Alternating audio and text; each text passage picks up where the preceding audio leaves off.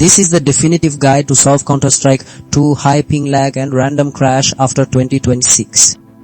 After experiencing these frustrating issues myself and testing numerous solutions, I've identified effective methods to get your game running smoothly again, and I'm sharing them with you now.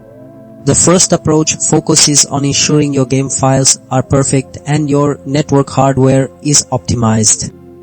This means checking for any corruption in the game's data and making sure your network card drivers are current, which helps your computer communicate better with the internet.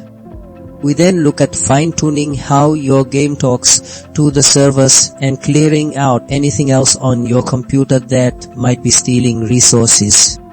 The second method dives into adjusting your game's visual demands and ensuring your graphics hardware is performing at its peak. Lowering visual complexity and updating graphics drivers prevents your system from getting overwhelmed, which can cause instability.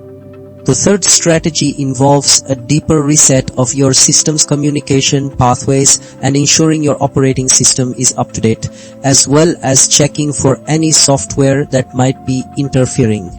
Finally, the fourth method involves resetting your network connection at a fundamental level and ensuring all game and system software is current, addressing any potential conflicts or outdated components.